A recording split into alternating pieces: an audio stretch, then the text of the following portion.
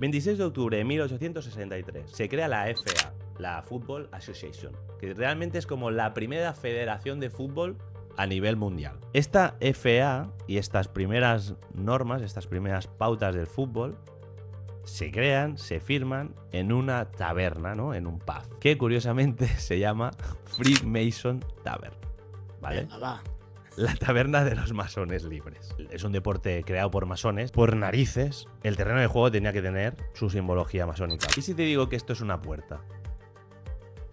Ajá. Y esto es como una especie de cúpula. Ostras. Y esto es un recinto.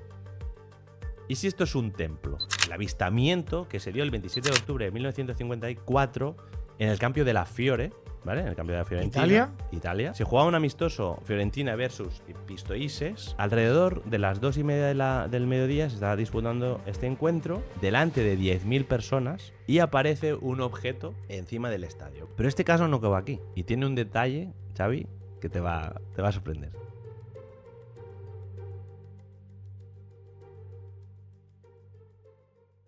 Tres, siete, cuadrado. Muy buenas a todos, bienvenidos de nuevo a 37 Cuadrado. Empecé con esto hace ya un par de años, ¿no? Más o menos. Y empecé a tirar ahí, oye, ¿quieres venir a mi podcast? Nadie decía mi puto caso, pero la persona que tengo aquí delante me dijo, claro que sí que voy. Y aquí estás de nuevo, Alex Kowalski. ¿Qué tal, amigo? ¿Cómo estás? Muy bien, Xavi. De hecho, cuando venía con el tren ya otra vez aquí, a tu casa, venía pensando en hace 2 años más o menos, que fue cuando vine la primera vez, y pensé, este cabrón, qué bien lo ha hecho, y de alguna manera, como que yo no sé, al conocerte también se intuía, tío, que eras un tío que iba a echar para adelante. Un tarado. Bueno, sí, un loco del misterio, como puedo ser yo también, ¿no? Sí, Perfiles un poco parecidos y dije, guau, este tío le va a echar lo que hay que echar y lo va a sacar adelante seguro. Sí, sí, Pues sí. muchas gracias y las gracias te las quiero dar a ti, tío, por haber confiado en su día, ¿no? Y yo qué sé, todo el mundo tiene un comienzo y todo el mundo tiene un final. Entonces hay que saber capearlo de la mejor manera y tenerlo claro, ¿no? Entonces te quiero agradecer la confianza que pusiste, tío, porque de verdad que arrancar es muy jodido. Muy Eso jodido. es, eso es. Bueno, eso que te digo, tío. Ya se te veía con coraje y con ganas de Pero echar bueno, pa'lante. hoy no m'ensabonis més. Vamos a hablar de algo que está en boca de todos porque estamos en pleno mundial. Sí, sí. No sé quién lo va a ganar. Yo no tengo ni puta idea de fútbol, pero tengo que deciros una cosa. Yo, cuando mi abuelo vivía, me encantaba ir al Camp Nou. Era la época que Messi empezaba. Era la época que estaba Ronaldinho Gaucho, que era un espectáculo verle. Yo amé el fútbol de esa época. Era magia pura.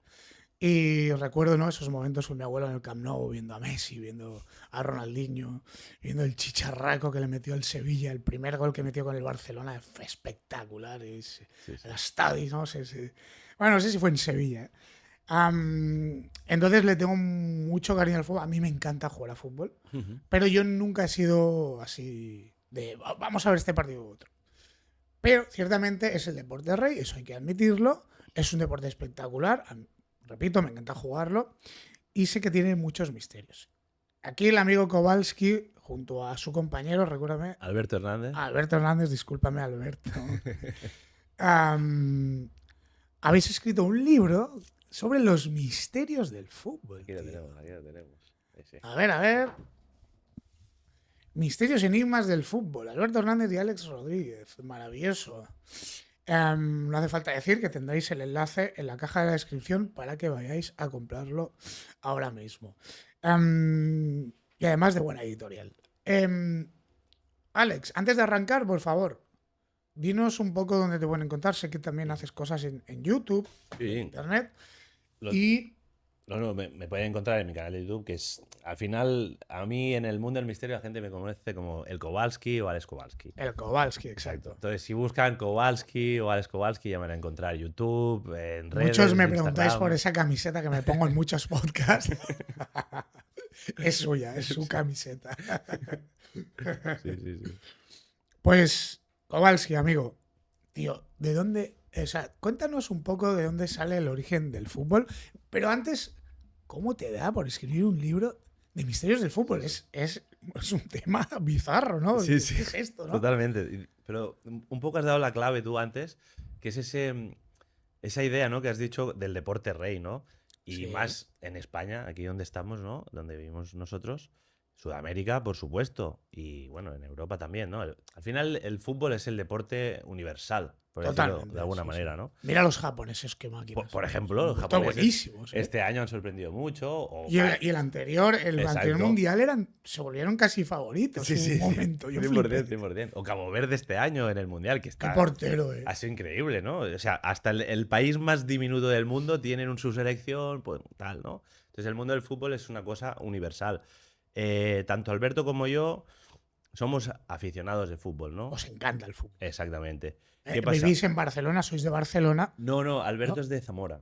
Y tú eres de Barcelona. Yo soy de Barcelona, soy socio del Barça. Claro, tío. Del Es Barça. imposible. Es Claro, imposible. no ser del Barça casi. Yo me voy a hacer el español. Exactamente, va a llevar la contra. Pero es un poco eso, ¿no? Al final, y también tiene una cosa muy curiosa que siendo de Barcelona, eso del més que un club y el Barça es como la exportación del catalanismo al mundo, ¿no? Yo soy del Barcelona. Yo siempre, cuando era vecino del fútbol, yo he sido del Barcelona. Sí, sí. Y más que un club, y siempre lo ha sido. Y el Barcelona, para bien o para mal, siempre ha sido un club muy politizado 100%. dentro de España. Muy, Sí, muy sí. politizado. Y esa politización del fútbol con el Barça en Barcelona también lo que ha hecho es que la sociedad se identifique mucho con este club, no solo por el fútbol, sino por muchos más aspectos, la catalanidad, un sentimiento de pertenencia, ¿vale? Entonces, sí que es cierto que quizá en Barcelona se da este caso muy concreto de que los culés somos muy culés. Entonces vives el fútbol de una forma muy apasionada, ¿no? Eso por un lado. Y luego Alberto es entrenador de fútbol. ¡Wow! O sea, él realmente es ¡Qué entrenador, bueno! se dedica, ¿no? Ahí en Zamora a entrenar a chavales jóvenes, ¿no? Canteras de clubs de ahí de Zamora. Entonces los dos somos muy aficionados del fútbol. Y él es del Barça. ¿Qué pasa? Nosotros hacíamos el podcast Hombres de Negro, ¿no? Sí, Entonces, correcto. en las pregrabaciones y en las posgrabaciones, imagínate, grabamos un martes, juega Champions el Barça. Pues habláis de fútbol, claro. Hablamos de fútbol todos los días, ¿no? En el Chelsea, no sé qué. Exacto. Claro. Y era un poco eso. Y, tío, un día estamos ahí y digo, Alberto, tío, o sea, te mola fútbol, a mí también. Digo, tenemos que hacer... ¿Por qué no hacemos un libro de misterios y enigmas del fútbol? Y esto hará unos 3 años de la conversación. Sí, bueno, sí, me mola la idea, ya veremos. Y por unas cosas y otras, Alberto ha escrito un libro sobre Zamora, yo escribí el mío, que vine aquí contigo, Sí, de las sí, leyendas sí. urbanas de internet.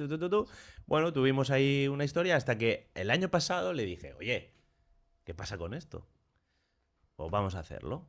Y aquí que nos hemos puesto. Qué bueno. y Oye, hemos me encanta sacado el Está tema. muy bien parido el libro, ¿eh? Sí, que se dice en catalán. Molt ben parit. Sí, sí. Está muy bien maquetado. Hemos tenido la suerte de que lo ha maquetado el gran Oscar Fábrega, Sí. el director, bueno, de Guante Blanco, que es colega, y él nos ha hecho la maquetación. La verdad que sí, el libro queda Está muy guapo. Está espectacular. muy pro. Ha la quedado verdad. espectacular. Sí. De hecho, mira, esta noche ya tengo lectura. Muchas Exacto. gracias. Nada. Vámonos a los orígenes del fútbol. Creo que es impepinable no poder pasar por el origen del fútbol. Todos hemos visto alguna vez esos juegos que jugaban los mayas, ¿no? Por equipos y que había como un aro. Quiero decir, siempre ha sido intrínseco en el ser humano competir incluso en el entretenimiento. Ya no solo en la vida y en las guerras o a nivel profesional, sino que incluso en el deporte existe ese afán de competir y además por equipos, ¿no? Los de un lugar contra los de otro lugar. Entonces, creo que sería interesante comprender el origen del fútbol. Sí, ¿Cómo sí. nace? Claro, el origen del fútbol al final, o sea, no tiene, o sea, se remonta al propio hombre, ¿vale? No hay un origen concreto ni nada, porque realmente el juego de pelota, que es lo que tú estás comentando, toda esa visión del fútbol, ese fútbol tribal, ¿vale? Nace en los juegos de pelota. Los juegos de pelota se han recogido, en el libro hacemos un pequeño recopilatorio a lo largo de todos los continentes y a lo largo de toda la historia, cómo los juegos de pelota siempre han acompañado al hombre, desde que el hombre es hombre. O sea, no Y hay... ahí el ejemplo que he sacado, ¿no? Exactamente, por ejemplo, el juego que juegan aztecas y mayas, que de hecho era un juego religioso. Wow. Y religioso y político, porque al final en aquella época tampoco había, no se podía definir exactamente. Era ritualístico, ¿no? Es más, en algunos casos los que perdían llegaban a ser ejecutados, ¿vale? Entonces, Qué guapo, sí, tío. sí, la O verdad sea, es- tenés que ganar por cojones. Exacto, exacto, porque era como algo muy trascendente, ¿no? Para esos hombres primigenios, ¿vale? En los juegos de pelota. Ya te digo, se recogen a lo largo de todo, de todos los continentes y a lo largo de toda la historia. De hecho, si quieres, te puedo leer algunos de ellos, que es Sí, muy claro. curioso. Tenemos en África, mira, tenemos el Cambé, el Langa y el Ampé, ¿vale? Estos tres juegos, más o menos, en la tradición africana, bueno, se realizaban por grupos y tenían un propósito 100% tribal. De la victoria o del desenlace de este juego se tomaban decisiones políticas o religiosas, ¿vale? O sea, es decir, estamos hablando de que el juego de pelota era un elemento muy clave en muchas de estas tribus, ¿no? Por ejemplo, pues africanas, en Asia, por ejemplo, también, en el siglo III, ¿vale? Tenemos el Suchu, que el Suchu prácticamente es el fútbol tal cual.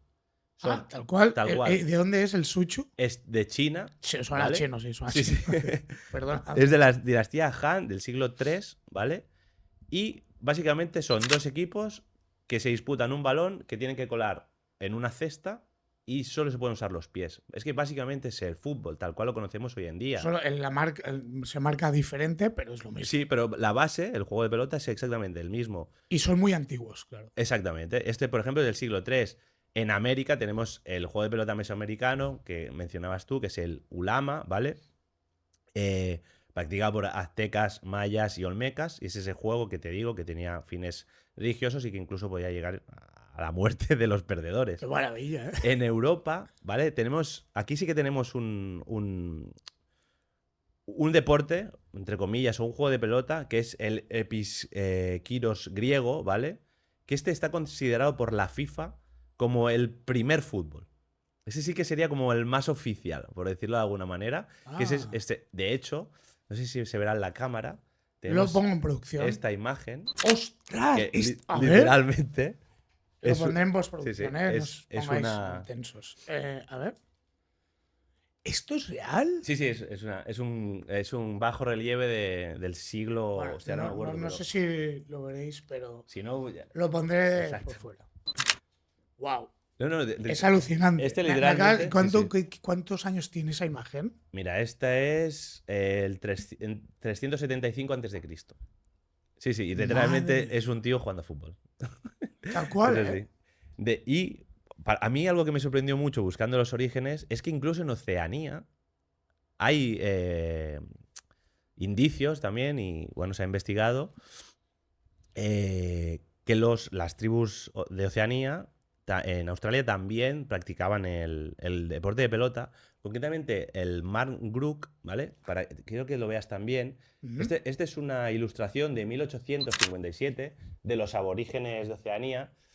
Es un plano general, ¿vale? De los aborígenes. Ajá. Si te fijas bien, hay tres niños delante de un lago que están jugando a fútbol. Están compartiendo Es verdad. una pelotita, se ve ahí pequeñito. Es verdad. Y esa es, bueno, una de las pruebas, por decirlo de alguna manera, de que también en Oceanía, las tribus oceánicas, bueno, tenían este tipo de ritualísticas con juegos de pelota. Y como te digo, al final es una cosa intrínseca al ser humano. ¿Cuándo nace el fútbol? Pues no se sabe, porque ¿cuándo nace el hombre, no? Pues es un poco, Sí, es un sí, poco sí. eso. ¡Wow! Sí, sí. ¡Wow! O sea, qué interesante, ¿no? Pues sobre todo para el público que quizás no sabía esto, pero es como. Te da a entender también que el ser humano, nosotros frivolizamos mucho. Aparte de romantizar, que todo el mundo romantiza el pasado, también frivolizamos mucho al hombre antiguo. Evidentemente que eran más borricos que ahora, porque las sociedades, no borricos de inteligencia, sino de que te ejecuto, de que si pierdes el partido te mato, ya lo sé. Pero sí que te da a entender que tenían la necesidad también de desconectar de su cotidianidad a través del deporte, ¿no? A ver, no te estoy diciendo que fuera un entretenimiento en algunos casos, pero está claro que si ves a unos chiquillos ahí jugando, el alma está ahí, ¿no? Exactamente. Esa necesidad de pasarlo bien. Sí. Es curioso porque en aquellas épocas, o sea, el concepto de deporte que nosotros tenemos no existía tal cual. Es decir, hacer ejercicio para estar bien físicamente o por lo que tú dices, ¿no? Por algo más lúdico quizá y tal. Pero sí que es verdad que las pruebas, entre comillas, o lo que más o menos hemos podido encontrar y recopilar y hasta aquí en el libro, sí que nos dan ese indicio, ¿no? De que en aquella época también se practicaba, sí, vemos estos niños, ¿no? Como te decíamos, delante de un lago, practicando ese deporte y ellos no estaban preparándose para una ritualística, ¿no? Eso estaba más enfocado para los guerreros, para los hombres de la tribu, etcétera, etcétera. Pero obviamente los niños que estaban alrededor veían Querían eso. imitar a los mayores Exactamente. y a modo de juego, ¿no? Y de ahí, de hecho, yo sí que es una reflexión que saco también y está en el libro, que desde ese origen del fútbol podemos ver esa dimensión que tiene hoy el fútbol. Es una cosa que está con nosotros, queramos o no, desde el principio de los tiempos, y por eso yo creo que el fútbol en sí mismo tiene como ese éxito que sigue teniendo hoy en día y que es como lo gran, ¿no? La gran, digamos... El gran evento, ¿no? El gran evento semanal o Sí, mundial o lo que toque, ¿no? Ujú. Y de hecho, que ya hablaremos de esto quizá un poquito más adelante, esa parte también tribal que nos queda a nosotros, que casi religiosa, ¿no? Que cómo proyectamos en el fútbol, ¿no? Es nuestras divinidades, ¿no? Nuestros Sí. Judas, nuestros traidores que se han ido a otro equipo, nuestros Sí. dioses del fútbol. Figo. Hay cositas por ahí, hay cositas, Eso, ¿no? o sea, yo ahora he nombrado a Figo y todo el mundo ha sabido de qué estoy hablando. Exactamente. Es Claro, universal, claro. ¿no? Es universal. Sí. Muy interesante. Pero todo, y sobre todo si estamos hablando de misterio, todo tiene un lado, os guste o no, conspiranoico. ¿Por qué digo esto? Hay una frase que se escucha mucho, o puedes leer mucho en redes sociales, que dicen, no, es que pan y circo, ¿no? El deporte para embobar a las masas, porque las élites nos tienen entretenidos. Pues te lo puedes tomar a broma o lo puedes mirar desde un punto de vista más analítico y crítico y decir, oye, pues, ¿qué hay detrás? Igual no es tan conspiranoico. O igual hay cositas que dices, ¡epa! Sí. Pan y circo de verdad. De hecho, pan y circo es una frase que está en el libro, ¿eh? La hemos recogido. Es imposible que no esté en el libro. La hemos recogido.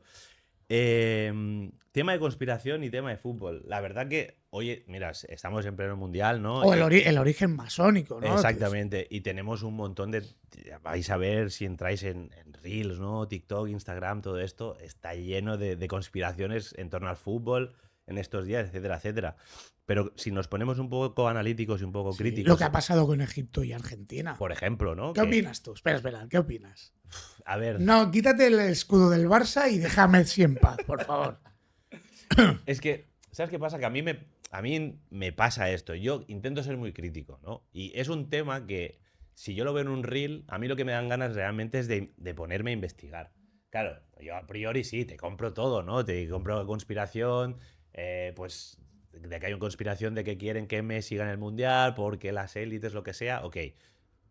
Pero habría que verlo, ¿no? Se pueden juntar las piezas del puzzle y luego te sale... Si fueras del Madrid, cabrón, Seguro que estarías diciendo, es que...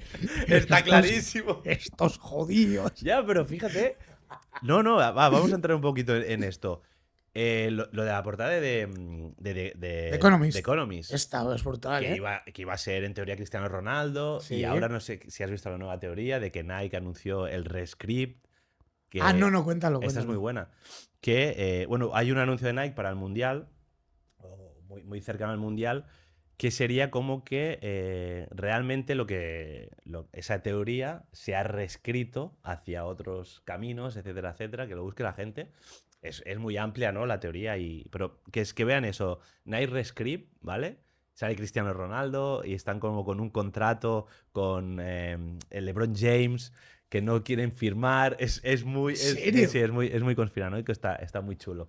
Que ya te digo, da para que estemos aquí una hora y que sobre todo que lo busque la gente, esta teoría, pues es muy chula y contradeciría esa de The Economist, donde se ve una figura de un jugador haciendo una chilena, ¿no? Sí, bueno, Una chutando, volea. que al final Y, todo es la pelota. exacto, todo es la pelota, ¿no? Lo que va a pasar este año, el gran evento. Sí, Y sí. sería, o se dijo que sería Cristiano Ronaldo y que Portugal iba a ganar Pues ya he visto que. el tal. ¿Y qué pasa? Que como la gente lo descubrió, este anuncio de Nike Sí, claro. nos anuncia el rescript, la ruptura de que el guión se ha roto y ahora va a ser otra cosa. Es muy curioso, está muy bien. Ya te digo, esto queda un poco para esa conspiración, un poco de reels de internet, que es muy entretenida, está muy bien. Pero como tú decías, si nos ponemos en sentido crítico y vemos un poquito temas como el origen del fútbol y la posibilidad de que sea un origen masónico, ¿vale? Que esto se ha hablado mucho, pero si te fijas, no es algo tan como para hacer un viral, ¿no? ¿Por qué? Porque yo es algo que le invito a la gente, ¿no? Cuando veáis un de esto que no se le da mucha bola, pero que Que tal, huele, que huele raro, que huele a que caquita. huele a caquita, que huele raro, Sí, sí. que se meta ahí la gente porque ahí es donde realmente están pasando cosas, ¿vale? El tema del origen masónico del fútbol es algo que obviamente tenía que estar en el libro. Obvio.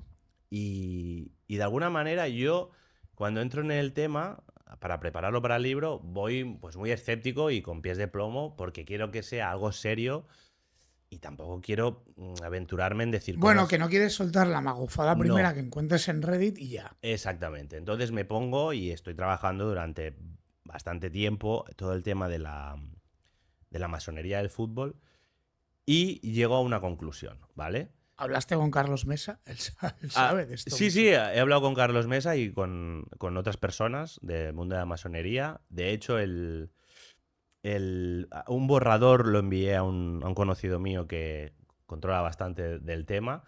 Me dijo, le pregunté, me he flipado.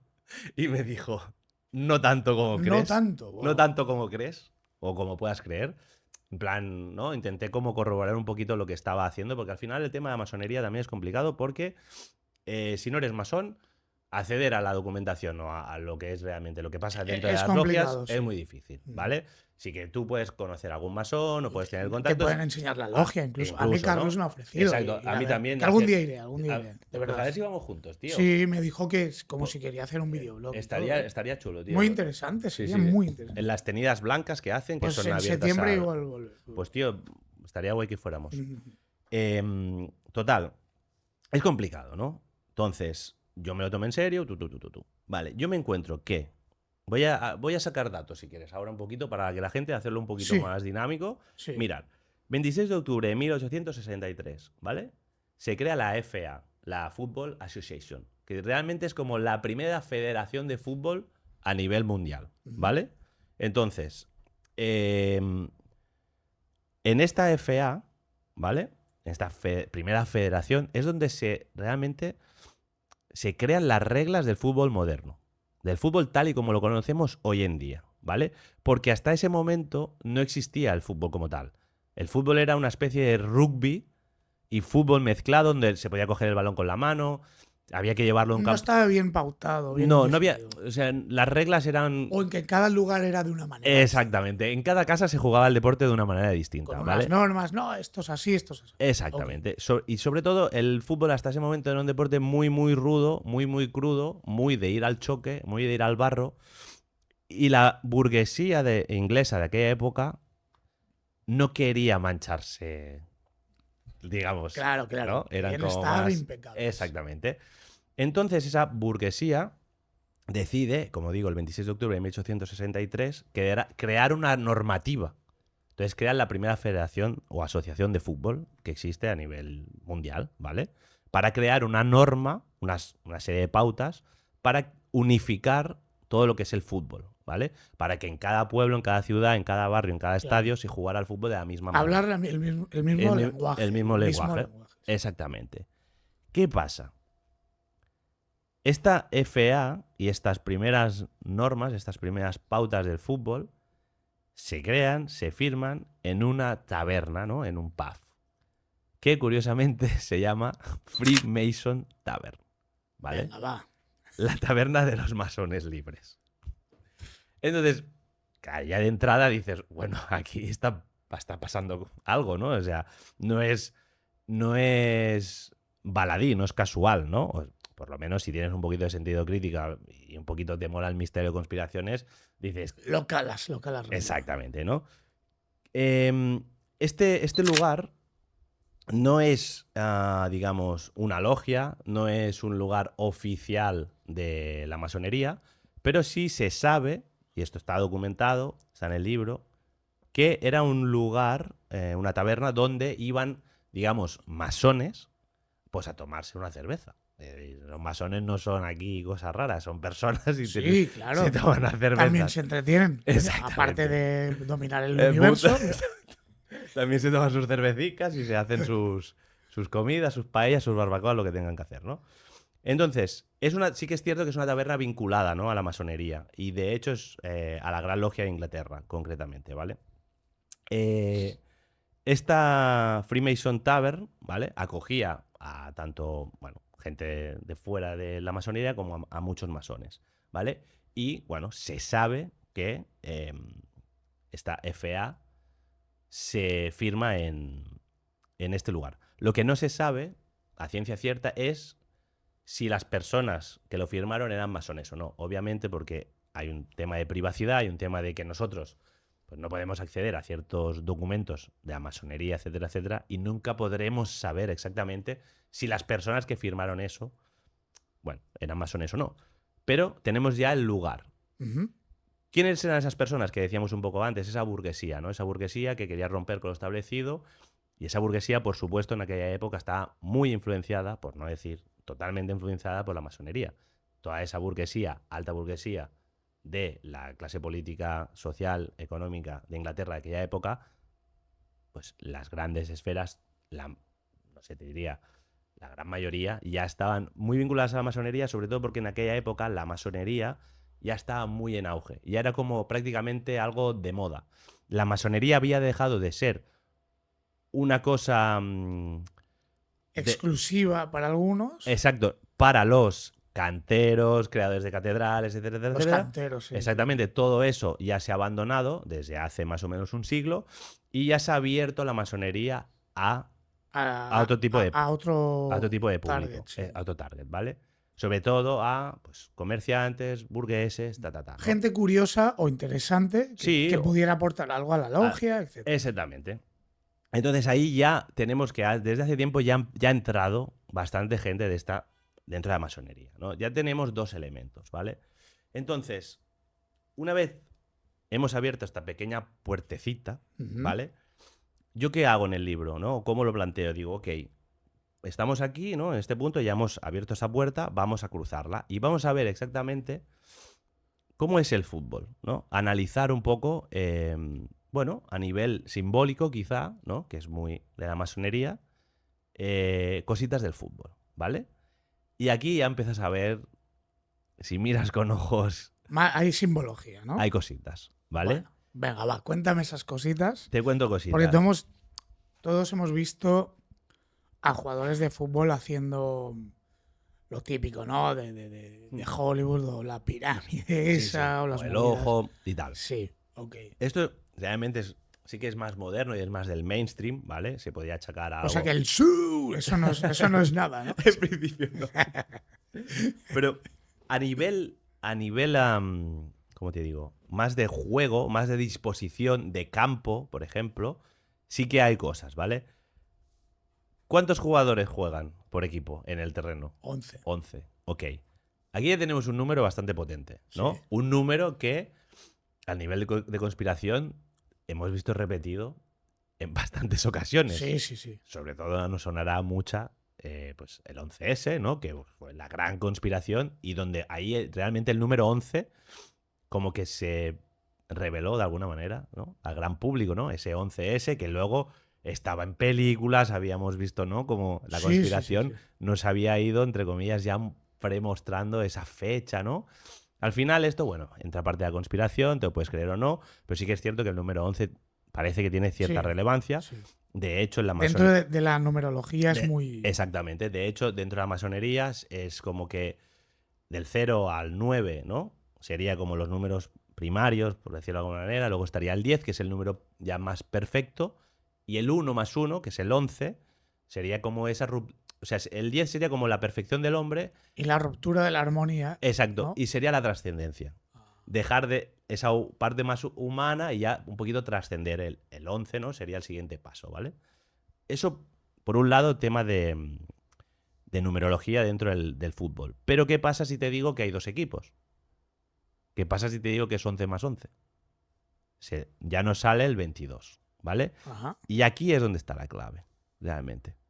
El número 22 sería uno de los números más potentes dentro de la masonería, dentro de la simbología numérica. El número 22 viene a representar el gran arquitecto, ¿vale?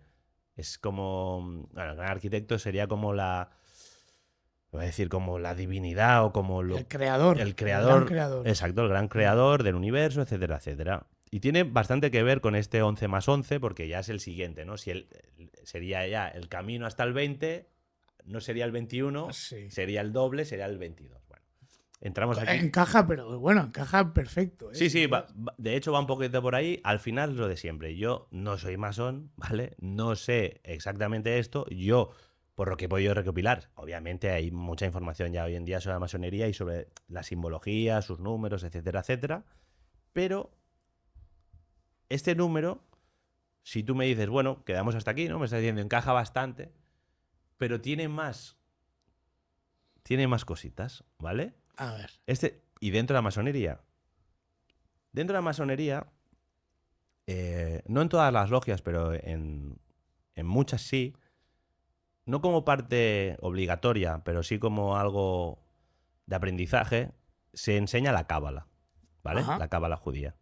La cábala judía tiene 22 caracteres o 22 letras, ¿vale? Entonces, ya tenemos otra vez que el número 22 dentro de la masonería tiene mucha importancia. Además, el árbol de la vida, en sus estaciones, tendría 22 pasos, ¿vale? Que obviamente están vinculados a la cábala, ¿vale? De hecho, es como el mismo símbolo, pero uno sería como las letras, ¿no? De alguna manera, Ajá. y la otra es el camino del árbol de la vida, o el árbol sagrado, etcétera, etcétera, ¿vale? De hecho, es como se complementan, ¿vale? Ya tenemos 2 elementos, este 22 con tan importancia del arquitecto, tenemos la cábala, pero es que no acaba aquí. El número 22 también tiene mucha relevancia, por ejemplo, en otra arte que se estudia dentro de la masonería, que no es obligatoria, pero que es el tarot, ¿vale? Wow. El tarot tiene... El tarot, los masones me estás diciendo que estudian el tarot. Algunos de ellos sí, y ahora te explicaré por qué. Hostia. El tarot tiene una interpretación que es un poco... De hecho, yo estuve investigando bastante el tema del tarot, de hecho aprendí a hacer tarot, y lo hice desde el punto de vista masónico, ¿vale? Ujú. Hay un libro que le recomiendo a todo el mundo que se llama Cómo empezar con el tarot, ¿vale? Está en Amazon, es de Rafa Tellez, ¿vale? Que lo busquen en Amazon si quieren aprender el camino masónico del tarot, por decirlo de alguna manera. En ese libro te lo explican muy bien. Y se hace una reinterpretación de ¿cómo te digo? El camino del héroe. Qué guapo, tío. El camino del Muy héroe guapo, ¿eh? dentro del Es tarot. súper tradicionalista eso. Es la hostia, ¿vale? Wow, no. Me acabas de dejar flipando.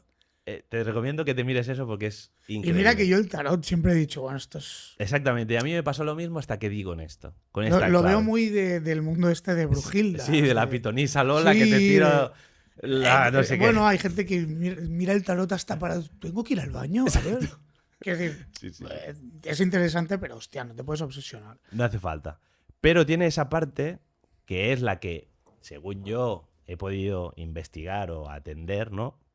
Del camino del héroe, que eso sí se enseñaría en algunas logias. Ya te digo, no forma parte del conocimiento masónico, pero sí que en algunas logias se enseña el camino del héroe con esta tradición masónica, etcétera, etcétera. De hecho, el Riddle White, que es el tarot más importante, o uno de los más importantes, lo fundaron, lo crearon 2 masones.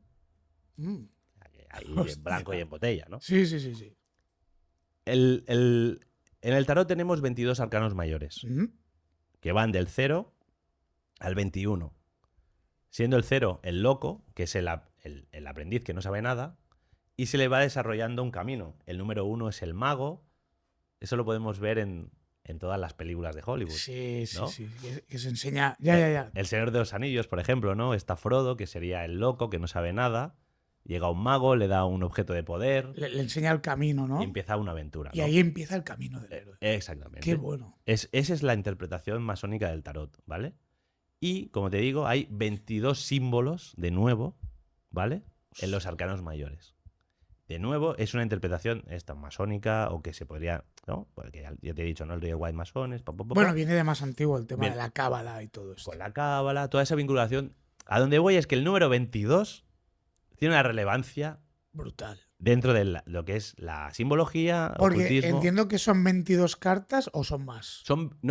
Claro, son 22 arcanos mayores. Las cartas del tarot, al final es como la baraja española, por decirlo Sí, de alguna los manera. bastos y- Que esos son los menores, los arcanos menores, y luego los mayores, esto, el mago, la muerte, el diablo, el mundo, el carro, Sí, la sí, torre, la el torre, loco, sí. el rey, la emperatriz, ¿vale? Esos son los mayores. Que al final serían como un poco para los no. La gente que estamos fuera de estos temas, los símbolos que más podemos reconocer, ¿no? Luego sí que el tarot es mucho más amplio y ya meterse ahí es un mundo y es una locura. Yo cuando investigué el tarot no me metí tanto. Me metí en los arcanos mayores porque, precisamente por lo del camino del héroe, porque me fascinó, ¿no? Lo vi una cosa. No, me dan ganas ahora de mirarlo a mí. Y yo en el tarot algo que digo, esto no me lo Es muy miro yo. chulo, es muy chulo de mirar. Qué ¿vale? guapo, muy interesante. Mm. Claro, tenemos esto encima de la mesa y coincide a la perfección con los números y con las personas que están en el terreno del juego. Exactamente, ese número 22, ¿vale? Ya tenemos ese planteamiento, ¿no? Ese inicio, ¿vale? Y aquí te he hecho yo un dibujito, ¿vale? Ok, ¿Vale? el Para campo la de gente fútbol. también, un campo de fútbol. Ya te voy a explicar una cosa, Xavi, yo creo que te va a sorprender. Venga, va. Yo estudiando un poquito todo el tema este de la simbología y tal, quería como sacarle. Yo pensé, el terreno y la disposición tiene que tener algo. Ujú. Si Lo, está- lo puedo enseñar a Sí, sí, cámara sí. que se vea mejor. Sí, Bueno, es- es el campo de fútbol. Es un campo de fútbol, ¿vale? Ok. Yo pensé, si estoy yo en el mood este de que es un deporte creado por masones, el fútbol moderno, no ese fútbol original como hemos dicho antes, sino el fútbol moderno es algo creado por masones, por narices, el terreno de juego tenía que tener su simbología masónica, ¿vale? Ajá. Entonces, investigando, viendo un poco, ¿vale? ¿Qué podría yo sacarle, ¿vale? Me di cuenta de una cosa, ¿vale? Tenemos la disposición de 11 más 11, 22, eso ya lo Ujú. hemos explicado. ¿En qué se trata el juego de fútbol? Hay un balón que se planta en el centro, Ujú. ¿vale? Y hay que introducirlo en una de las dos porterías, ¿no? Hasta aquí yo creo que todo el mundo Lo sabe. sabe de qué va. Ok. Entonces, vamos a darle una interpretación divina o esotérica o, ¿vale? No sé, conspiranoica, llamarle sí, como sí, quieras, sí. a este juego. Ok. ¿Y si el balón fuera una interpretación de la divinidad? Imaginaros que el balón es, por ejemplo, pues eso, una reinterpretación de Dios. ¿vale? Ajá.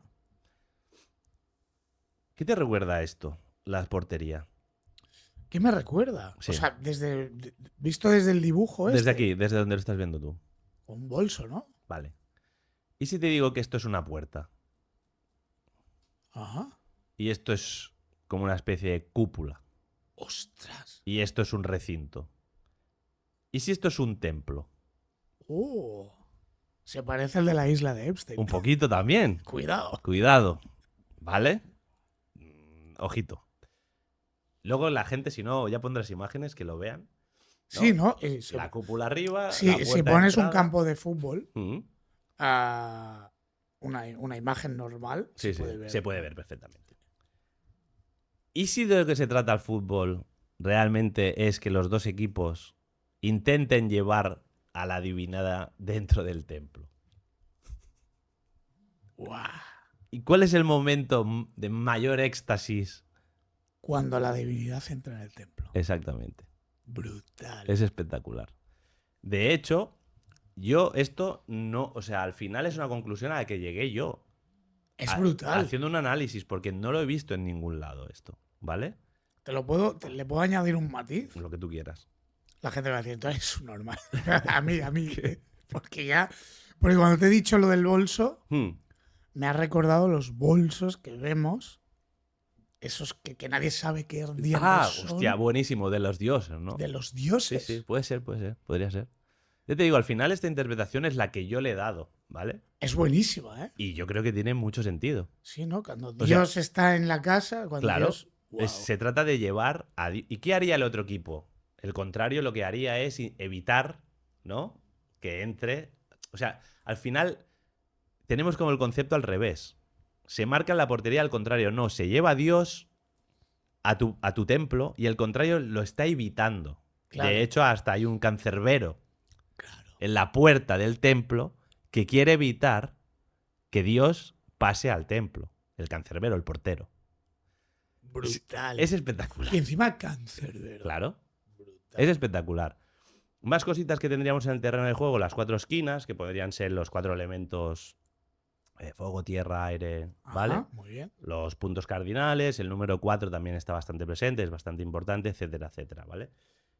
Y ya como último detalle, si quieres, para este tema, y del terreno de juego, la simbología, etcétera, etcétera, hay una cosa que también quizá es menos importante o menos interesante, pero sí que también le da un matiz a este tema de la masonería, o por lo menos la interpretación que yo le doy. Esto no quiere decir que esto sea así, ni mucho menos, pero es un poquito, a través del análisis y el trabajo que hemos podido hacer en el libro, pues bueno, nos han ido saliendo unas ciertas conclusiones que presentamos en el libro, ¿vale?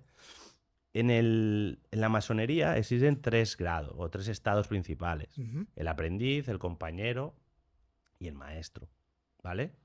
De hecho, estos 3 elementos yo también los he encontrado aquí. El aprendiz sería los jugadores novatos, ¿no? Esos de la cantera, ¿no? De los canteros. Los canteros. Los canteros otra vez, ¿vale? Yeah.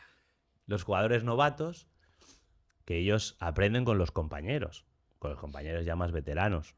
Es lo mismo que la masonería. ¿Y quién les dirige? Es el cuerpo técnico, que serían los maestros. Wow. Los 3 estados de la masonería también los podemos encontrar dentro de los propios equipos, o de la idiosincrasia, o de la formulación un poco de la composición de los equipos. Siempre hay jugadores jóvenes, jugadores veteranos, y los maestros, que sería staff, cuerpo técnico, etcétera, etcétera. O sea que... Wow. Y si tiras más atrás, que financiados por empresas privadas, no sé qué, quiero decir... Sí, no. No acabas, ¿eh? No acabas. De hecho, es un problema que hemos tenido con el libro. O sea, este libro podía ser el doble de grande. Hemos tenido que sacar muchísimo texto y hemos tenido que sacar muchísimos casos, porque hay muchísimo y no acabarías. De hecho, podrías hacer solo un libro de la masonería del fútbol. Se podría hacer perfectamente, por eso. Entramados, viendo empresas, no sé, lo que tú quieras, tío. Sí. ¿Hasta dónde podemos tirar? Y esto te puede llegar a ver a qué equipos son masónicos. O podrían ser masónicos. A ver, hay que coger con pinzas también, quiero decir. La Rapitenca es el equipo de fútbol del pueblo. El Alcubé también, quiero decir... No, por supuesto. Obviamente, el equipo de tu barrio no es un equipo masónico, ni nadie sabe nada. Pero quiero poner el ejemplo típico. Sí. El PP, azul. El PSOE, rojo. Los demócratas, azules. Los republicanos, rojo. Barcelona, rojo y azul. Sí. Quiero decir, hay una simbología en la doble dicotomía, todo esto. 100%. Entonces, ¿quién nos puedes traer ahí? ¿Qué detalles hay ahí de los equipos masónicos o incluso el origen del Fútbol Club Barcelona, etcétera, etcétera? Tenemos en el origen del fútbol, de los clubes ya en sí, tenemos muchos que no es que sea obviamente, es que se sabe que los fundadores fueron masones, ¿vale? De hecho, hay equipos como River Plate que se sabe que los fundadores fueron masones. En Escocia hay muchos clubes que se sabe que en Inglaterra, etcétera, etcétera. Hay muchos. Y esto es bastante conocido, ¿vale? Es algo que sí que realmente ha trascendido y se puede saber. Lo que no sabemos es exactamente quién era, pero que se sabe, ¿vale? Sí. Entonces, en el caso de España, concretamente aquí nosotros, ¿no? Barcelona, Cataluña, etcétera, etcétera, tenemos el caso del Fútbol Club Barcelona, ¿vale? El caso del Fútbol Club Barcelona es muy curioso por cómo se da la fundación del club, ¿vale? Fundación del club, la funda Hans Gamper, ¿vale? Que es un suizo, o sea, no es una persona catalana, No, no. ¿vale? Y en En 1899... el escudo está la cruz, ¿no? ¿Tiene algo que ver con Suiza? La cruz está roja. No, es la cruz de San Jordi. De San Jordi, es verdad. Sí. Sí, sí. Lo que tiene que ver es lo que decías, el rojo y el azul, con la masonería. Ahí. Eso es lo que tiene que ver. Y cómo se da, o la teoría que hay, ¿vale? Esto es de Xavi Casinos, ¿vale? Es un periodista especializado en la masonería. Ha escrito un libro sobre la Barcelona masónica y en ese libro él trae la historia que yo de alguna manera recopilo y también está plasmada en el libro, aparte de otros temas que hablo de Fútbol Club Barcelona, pero sí que yo he basado un poco mi investigación en el trabajo de Xavi Casinos. Y es que, fíjate, es que muchas veces en el mundo del misterio son casualidades o no, no. esas cositas que van pasando, ¿no? En mi canal de TikTok e Instagram de Lugares y Misterios me fui a visitar la logia, la biblioteca Arús, ¿vale? Que es una biblioteca masónica, ¿vale? Fundada por Rosend Arús, ¿vale? Uno de los masones más importantes de Cataluña, ¿vale? Y cuando voy otra vez la logia. A la biblioteca. Cuando voy a la biblioteca, bueno, ahí hay mucho material y tal para poder comprar y me encuentro este libro de la Barcelona masónica de Xavi Casinos y me lo compro. A casa empiezo a leer y veo que hay un capítulo dedicado al origen masónico del Fútbol Club Barcelona. Entonces, como os decía, pues yo saco un poquito el trabajo del libro, la investigación de Xavi Casinos, ¿no? Xavi Casinos lo que nos cuenta en este libro es que Hans Gamper, cuando viene a Barcelona, se aloja, ¿vale?, en casa de un familiar. Y, bueno, este familiar es Emili Gaisert, ¿vale? Emili Gaisert es masón, ¿vale? Concretamente perteneciente a la logia Avant, ¿vale? La logia Avant es la logia que funda Rosend Arús, ¿vale? El creador de la biblioteca Arús, ¿vale? Biblioteca masónica, que es una de las bibliotecas masónicas más importantes de España, ¿vale? Por ahí hay mucha documentación. Es una biblioteca pública, se puede consultar. Bueno, hay material ahí, ¿no? En esa biblioteca hay una sala privada que se abre muy poquitas veces al año, ¿vale? En eventos especiales, la sala de la música. Antes, pues ahí hacían conciertos, bueno, hay un piano, la sala de música. La sala de música, aparte, tiene una simbología masónica, pero bueno, eso para otro día. Sí. En esa sala entras, yo he podido no entrar, pero sí la he visto abierta. Uno de los días que abren al público la pude ir a ver. Y a mano izquierda hay como una vitrina con una espada de sus rituales, cositas ahí de los masones. Sus movidas. Sí. Sus fricadas, sus historias ahí. Y arriba, ¿no?, un poquito de esta vitrina, hay un cuadro, ¿vale? Ahora no sé si está aquí a la no hay imágenes, no se puede, no te dejan hacer fotos allí. Sí, están en internet. Sí. Va. Las podrías sacar y si no, yo creo que tengo alguna. Si no recuerdo, está justo a la izquierda o es justo a la derecha. Cuando entras a la puerta hay un cuadro que estaría como una especie de mujer representando a la libertad con una bandera y tal, ¿vale? Y esa bandera, creo que la mujer va de blanco con un birrete, así esa mujer tipo libertad, y lleva una bandera. Y la bandera es la bandera como de la logia Avant, ¿vale? Está el símbolo el logo símbolo de la logia y esa bandera es azulgrana, ¿vale? Azul y granate. Exacto, blaugrana. Entonces, la logia Avant, por lo que Xavi Casinos investigó, sus colores corporativos, por decirlo de alguna manera, eran azul y grana. Gamper viene a Barcelona, se instala en casa de un familiar, que es este Emili Gaisert, perteneciente a la logia Avant, y esto no es que se sepa a ciencia cierta, pero es muy probable que Gamper estuviera de alguna manera también vinculado a la masonería. De nuevo, en aquella época pues estaba muy de moda y era como algo bastante habitual que la gente de la alta clase tuviera pues esa inquietud de hacerse masones, etcétera, etcétera. Y es muy probable, aunque no se sabe, que Gamper hubiera sido masón, que hubiera pertenecido a esta logia Avant y que de alguna manera esa influencia, ¿vale? Él, bueno, a la hora de crear los colores del club, etcétera, etcétera, se influenciara por por ese tipo de colores. De hecho, no es muy habitual el uso del azul y el grana en los equipos de fútbol. Lo lógico es que tengan o un El color... Levante, ¿no? Bueno, no es grana, es rojo y azul. Sí, pero el Levante, Es por del ejemplo, estilo, ¿no? sí, de hecho hay otra... Y que no sea de fútbol. Sí, no, de hecho hay otra teoría que, de hecho, el Basilea también, hay algunos Sí, clubes, yo he visto varios. pero no hay tantos como... No es tanto. No es tan común. De hecho, lo más común, y más en la época... Rojo y blanco, ¿no? No, de hecho, lo más común en la época es que solo tuvieran un color los equipos. Vale. Rojo, blanco, verde, amarillo, lo que sea. No dos colores. La combinación de dos colores, Negro, ¿no? Como Mark Lenders. por ejemplo, exacto. Se El introduce... gitano japonés. Exacto. Eso se introduce un poco a posteriori y es raro que el Barça ya desde un inicio tenga esos dos colores y con esta vinculación, etcétera, etcétera. Es una historia muy curiosa. No se sabe, no tenemos esa ciencia cierta. Pero te lo cobra bastante el sentido. Sí, ¿no? y más cuando, ya te digo, la información no es que me la esté yo sacando de la patilla ni nada, es que es un periodista barcelonés, Xavi Casinos, especializado en tema de masonería. Ha escrito un libro, su libro se vende en la logia de Quiere decir, hay muchos indicios que nos pueden llevar a pensar que esto pueda ser así.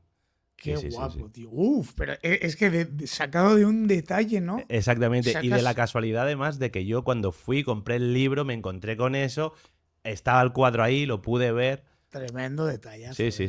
Qué guapo, tío. Muy guapo, muy Me ha guapo. molado mucho. La verdad.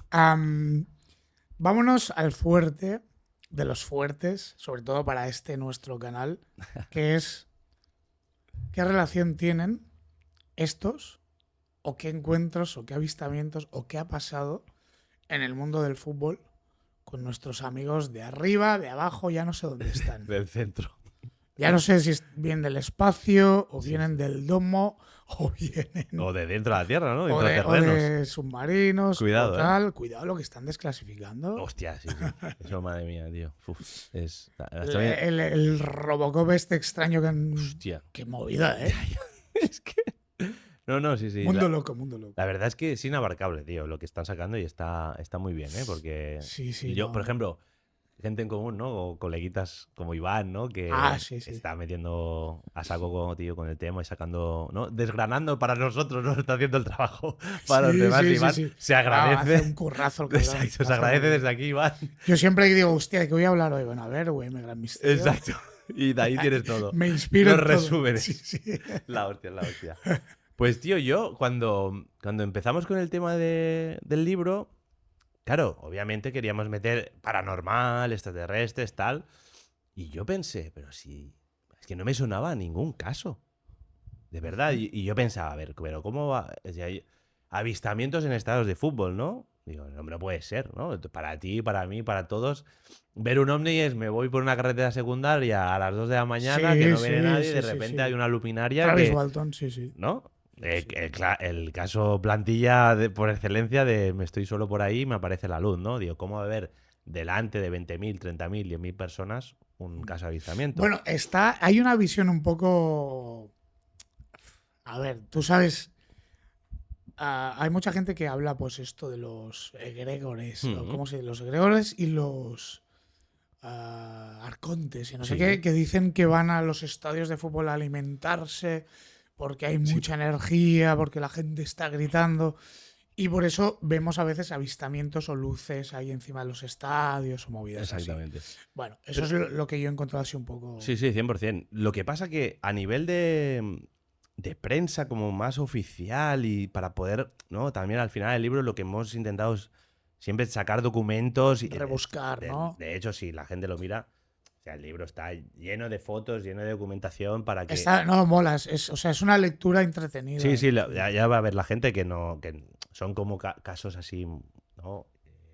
A veces quizá demasiado enrevesados, pero está toda la documentación para que la gente tenga un apoyo visual y se haga todo más ameno, ¿vale? Y lo que hemos intentado es eso, sacar cosas de prensa, no tanto de teorías, de lo que tú decías ahora, ¿no? Que los campos de fútbol son como congregaciones de energías para que suban y eso se capta desde naves, tal.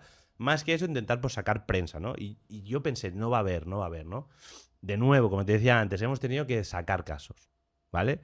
Y de hecho, para hoy os traigo uno de los que hemos recopilado para el libro, que es el avistamiento que se dio el 27 de octubre de 1954 en el campo de la Fiore, ¿vale? En el campo de la Fiorentina. ¿Italia? Italia, sí. Se jugaba un amistoso Fiorentina versus Pistoiese, ¿vale? En el estadio Artemio Franchi, que es el estadio de la Fiore, ¿vale? Y alrededor de las 2:30 del mediodía se estaba disputando este encuentro delante de 10.000 personas. Delante de 10.000 personas. Y aparece un objeto encima del estadio, ¿vale? Año 54. Sí, sí. Aparece el objeto y del objeto, una especie de madre nodriza, empiezan a salir pequeñitos, ¿no? Y se forma como una flotilla. No la de Palestina, ¿eh? No. No, esa. De hecho, la portada del libro ¡Guau! es la inspiración verdad. un poco a Qué este guapo. caso, ¿vale? Que hemos traído. Y es esa flotilla, ¿no? Encima del estadio para que la gente tenga un poco la imagen visual también. Y esa flotilla empieza, bueno, como a estar encima de un poco del estadio y pasan un poquito de largo, ¿vale? El tema es que, como os decía, la prensa de la época recoge este caso, ¿vale? Y quiero sacaros aquí un poquito alguna imagen también, si no, Xavi ya os lo pondrá. Sí, no, lo pondremos en pantalla, Eso es. pero la quiero ver, sí. Mira, del periódico, aquí lo tienes. Periódicos de la época. L'avvistamento su Firenze. Sí, sí, sí. O sea, Quiero es decir, real. Es o sea, real. está aquí el O sea, extracto. se pudo documentar. 28 de octubre del año 54. Eso es el día siguiente, el periódico del día siguiente, ¿vale? El caso es del 27. Claro, el 28. El periódico Guau, del día y siguiente. hay fotografía. Hay fotografías, hay cositas, ¿vale? Bueno, tenemos la documentación oficial de alguna manera, ¿vale?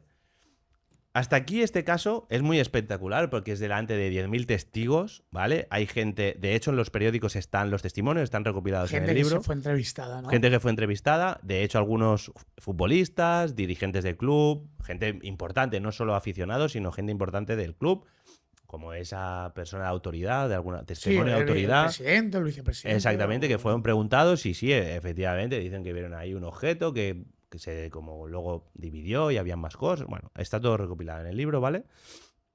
Pero este caso no quedó aquí. Y tiene un detalle, Xavi, que te va a sorprender. Mira. Venga, va. Esta flotilla, ¿vale? Al parecer, empezó a tirar como unos hilos encima del estadio. ¿Cómo te quedas? ¿Qué? Una especie de telarañas, hilos fibrosos que cayeron encima del estadio. Esto, yo cuando entré en el caso me quedé como tú. ¿Qué? ¿Qué me estás contando? O sea, Y lo más sorprendente, que esto no quedó solo en una simple anécdota recopilada en un periódico, sino que dio la casualidad que Giovanni Caneri, un químico de la Universidad de Florencia, ese día estaba en el estadio y pudo recoger una muestra. ¿qué me dices? Y tenemos el estudio que se hizo, ¿vale? Está recopilado, lo tenemos en el libro también. Vale, te lo voy a enseñar para que lo veas. Dame un segundito. Porque es flipante, no, que no tiene otra palabra. Aquí tienes el informe de este científico, de este químico, Giovanni Caneri, en la parte derecha. Ajá, Ahí guau. tienes el informe sellado por la Universidad de Florencia de la muestra que recogió. ¿Vale? 28 de octubre. Fue rápido el tío, ¿eh? Sí, sí, al día siguiente. Sí, y la muestra está datada el 27. fíjate. Exactamente. Entonces, de hecho, tengo aquí que se sabe lo que era. O sea, tenemos el análisis químico de lo que supuestamente esta flotilla Lanzó, ¿no? lanzó. Tiró. Exactamente. Mira, dame un segundo. Que vamos a buscar para que os lo pueda leer. Oye, vais a alucinar. Dame un segundito. Mira, Ostras. lo tenemos aquí. La muestra recogida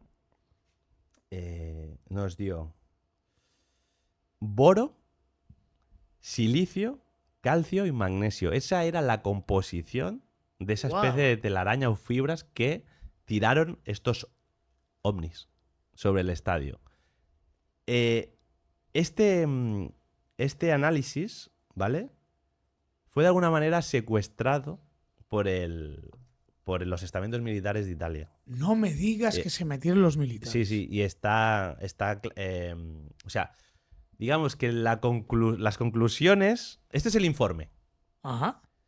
Estuvieron las autoridades militares, recogieron el informe y ellos sacaron, supuestamente, pues, su propio informe. Lo que pasa que ese segundo informe no ha trascendido, ¿vale? Eso es lo único que a mí me quedó la espinita con este caso de no haber podido. Pero es que fíjate, sacar. los militares, hablamos, no, los militares. Vamos a ver. Siempre se habla en Estados Unidos, sobre todo, de que hay un Deep State que forma parte de una gran cúpula de los militares.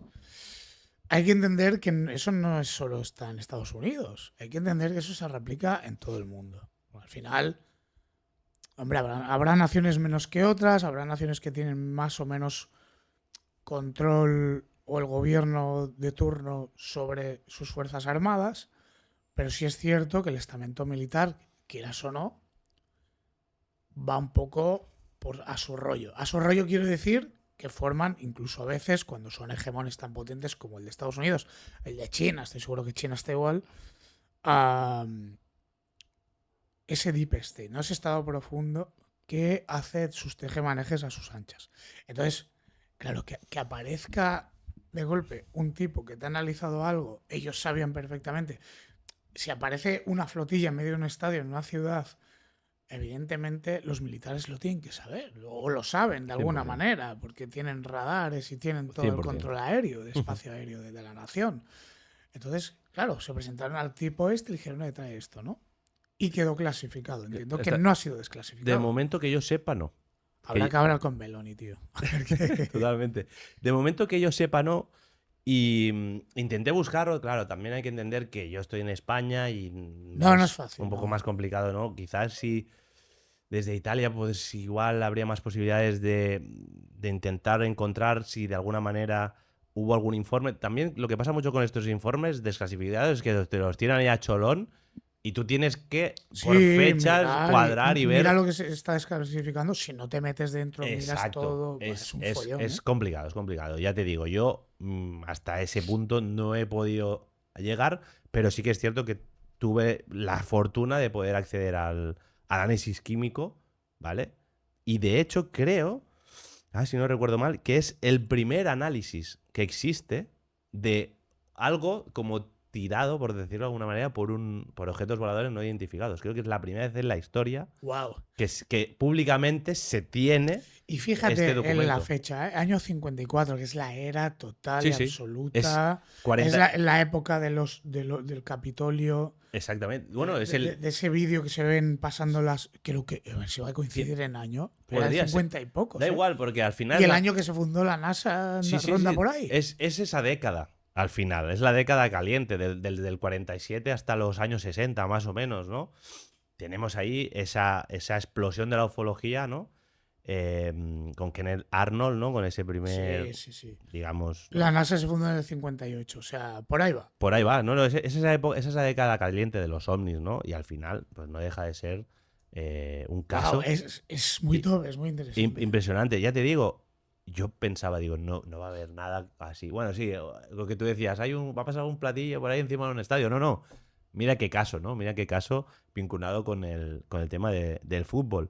Otro caso, hay más, de estos de avistamientos y tal, pero bueno, ya son más puramente casi anecdóticos de qué pasa. Luces, movidas. Sí, mucha gente, 25.000 personas en Brasil vieron, etcétera, también está documentado. Pero sí que te traigo un poquito un caso de abducción. Epa, esto sí que me interesa. De un jugador. A mí me encantan. El tema de las abducciones me fascina. Este caso, además, también se da la casualidad o no otra vez, porque es algo que no se sabía, ¿vale? Internamente sí, ¿vale? De este jugador que vamos a hablar ahora, que es Guillermo Marino, es exjugador de Boca Juniors, campeón de la Copa América, Copa Libertadores, ¿vale? Jugó en Argentina, Chile, creo que en México también. Un jugador sudamericano, no top mundial, pero un tío de primera división, de primera categoría, ¿vale? Que al parecer, jugando en Universidad de Chile, ¿vale? Bajo las órdenes de Sampaoli, precisamente, gran entrenador, nunca llegará a uno de los entrenamientos. ¿Vale? Se espera para preparación de un partido. Es convocado para entrenamiento, Guillermo Marino, jugador importante del equipo, y nunca llega. Al día siguiente, él llegará como si no hubiera pasado nada. Le preguntan, ¿ayer qué pasó? El tipo como que no... ¿Qué dices? O sea, Si ¿no? Estoy aquí. Estoy aquí. Y empieza a recordar, ¿vale? En ese momento habla con el staff, con la gente del club, y empieza a recordar y les dice que cree haber sido abducido por una nave extraterrestre. ¿Qué? A ver, es que... O sea, aquí hay dos teorías. El tío no quería esconder que se fue de fiesta. Exactamente. Es que este caso es muy curioso porque rápidamente a todos nos viene esa idea. Bueno, el tipo se fue de fiesta, a saber dónde estaba, ¿no? Y no quiso que fuera a entrenamiento, lo que sea, ¿no? Lo curioso de este caso es cómo era este tipo, ¿vale? Este caso se da a la luz en un programa de YouTube, ¿vale? Que se llama, creo que es La Cara B, donde están entrevistando a un compañero suyo, ¿vale? Nada que ver con el tema ufología, nada. Y en un momento dado, el presentador, ¿no? Como estamos tú y aquí, al entrevistado, que es compañero de Guillermo, sí que le hace una pregunta, ¿tú crees en extraterrestres? O algo así, ¿no?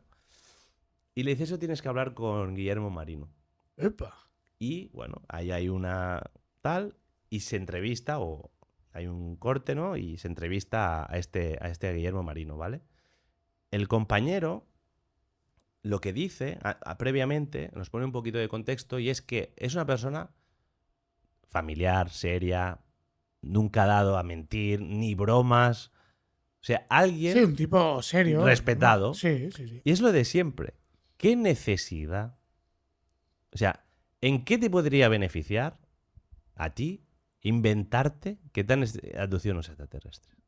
Quiero decir, si tú, vale, si se sabe, si hay bagaje, si se sabe de que el tipo pues no era un fiesta, que no era Ronaldinho, que bajaba aquí a Saló de fiesta. Sí, quiero decir, claro. Que era un tío que cumplía, que tal. Oye, un día, por X motivo, no has entrenado y dices, oye, te estaba con fiebre, no he venido. Simplemente. Pero no decir que te han abducido, cabrón. ¿A qué viene esto? ¿A qué viene esto? No tiene ningún sentido. De hecho, él lo que nos relata, o lo que nos va a relatar en esa entrevista, y lo que también ha podido trascender, al final no es nada extraordinario, es un caso plantilla. Iba con el coche, campana de irrealidad, de repente como que el tiempo se para, y son recuerdos vagos. De no estar en el coche, estar como en una sala fría, tumbado luz en una blanca. Luz blanca, tumbado en una camilla. Caso plantilla, ¿vale? De hecho, él no tiene muchos recuerdos, no recuerda ver tampoco específicamente seres ni sombras, ¿no? No es algo, no vi esto, hice aquello, me vino no sé qué, no. Es como esa campana de realidad, es un tiempo perdido, básicamente, ¿no? Es ese caso, Missing time, sí. Missing time, el tipo no sabe dónde ha estado y por los recuerdos él entiende o cree entender que ha sido abducido, ¿vale? Esa es su perspectiva, esa es su realidad, ¿vale? Y de nuevo, insisto, es una persona que no tenía ninguna necesidad de contarle esto a su cuerpo técnico y mucho menos contarlo públicamente en un canal de YouTube ni en ningún nada. Pero para nada, tío. ¿Vale? Entonces, lo que sorprende de este caso precisamente es eso, ¿no? Una persona más o menos relevante, como un jugador de fútbol de primer nivel en Sudamérica, se ponga a contar esto. Es que no tiene ningún sentido. Es más, lo que hablabas un poquito antes del tema de la fiesta y tal, justo en el capítulo contiguo a este caso, recopilo una anécdota de Maradona. ¡Epa! Que estuvo 3 días de fiesta. A él sí que lo abdujeron. Y cuando volví a casa dijo que le habían abducido a los extraterrestres. Pero literal, tal cual. Cuando se sabía perfectamente dónde había estado, que había estado de fiesta, que había estado. Yo de Maradona me lo creo. Claro, chaval. exacto. Entonces, el caso de Maradona también lo pongo lo ponemos un poco ahí contiguo, es capítulo con capítulo, para que se vea. La nit y el día, la Claro, noche y el día. para claro. que se vea precisamente esa idea que tú comentas, ¿no? ¿Cómo puede ser que un tipo que nunca dirías que ni se va de fiesta ni nada, te cuente esta historia y el típico que se va de fiesta y desaparece 3-4 días por ahí, no, que mandujeros extraterrestres. Ya te digo yo cómo lo abdujeron a Maradona. Exactamente. Ya te lo digo yo. Sí, sí. Y no eran los grises, eran los blancos, los altos blancos. Exacto. Totalmente, totalmente. Y eso es un poco, ya te digo, en el libro hay más casos, hay más cositas, la gente que le interese que se haga con el Qué tema. guapo, tío. Pero hemos tenido que descartar mucho porque hay mucha tela, hay mucha tela. Sí. Oye, también no podríamos dejar pasar el mundo paranormal, ¿no? Ujú. ¿Ha habido alguna aparición espectral o alguien ha comentado?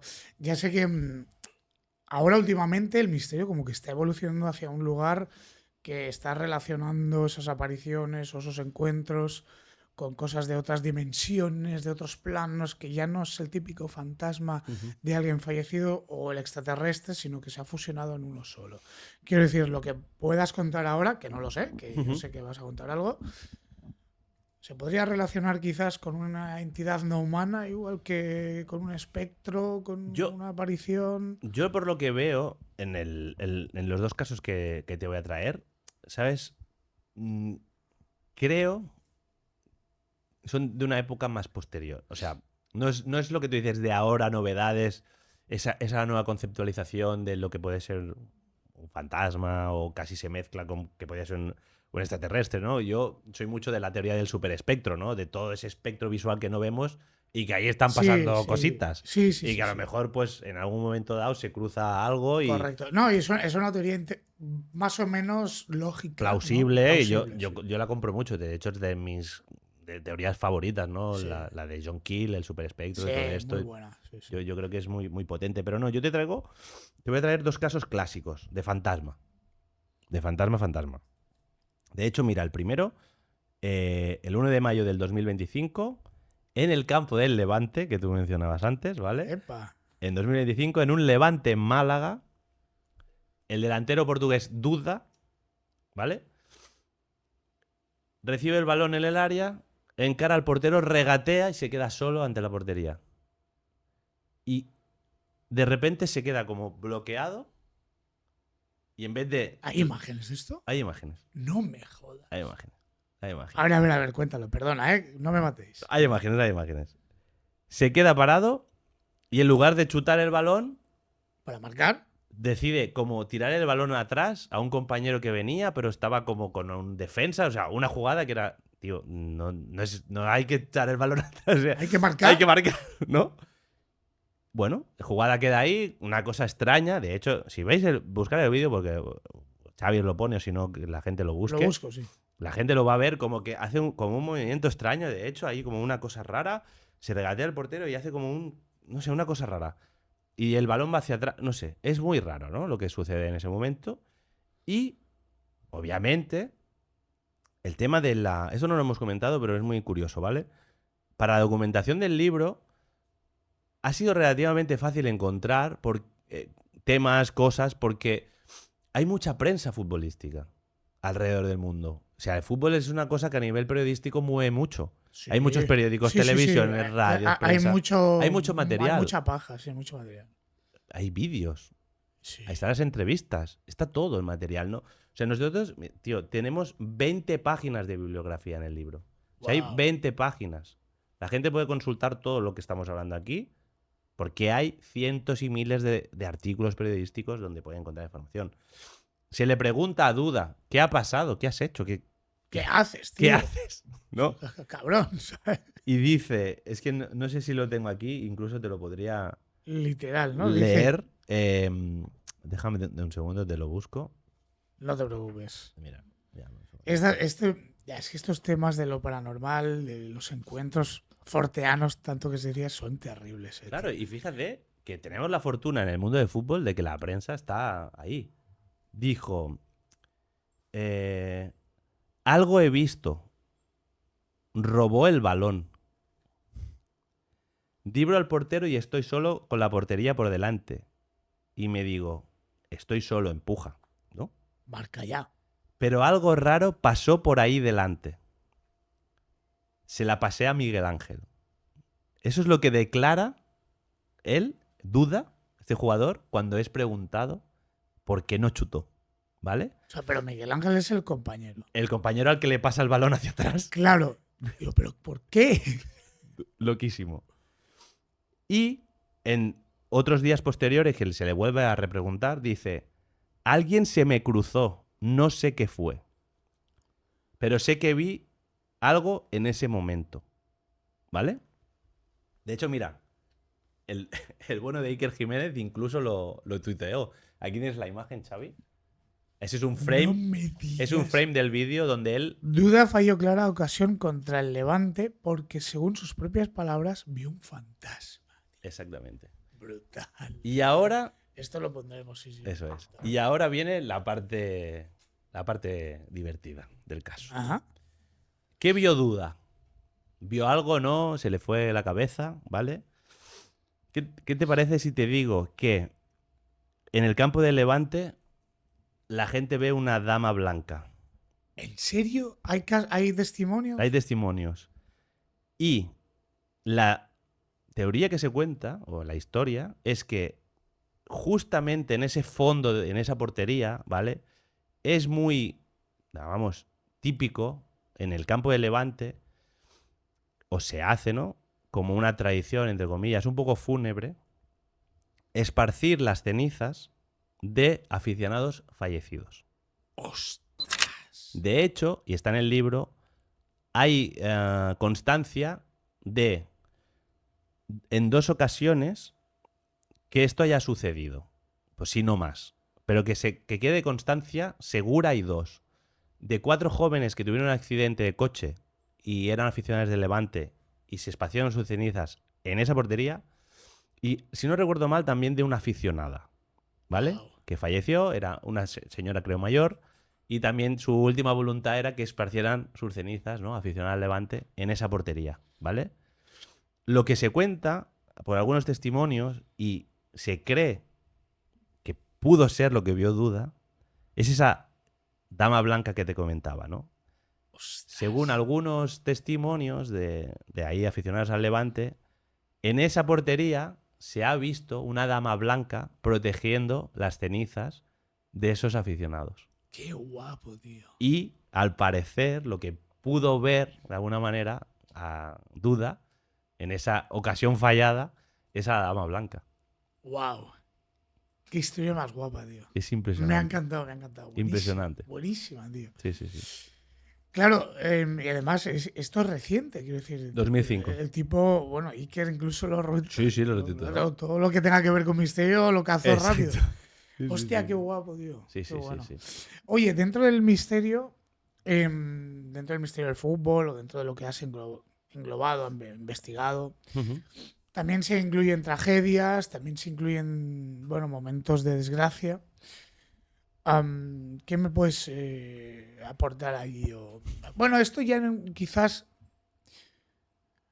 las tragedias pasan, pero no sé si hay algún tipo de maldición, alguna movida detrás o que, no sé, lo que nos has... Mira, tenemos...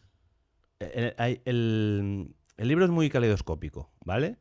Hay un capítulo de maldiciones, pero no vamos a hablar en esta ocasión de maldiciones, vamos a hablar de tragedias, pero no tienen que ver con maldiciones. Son accidentes que han sucedido y tal, ¿vale?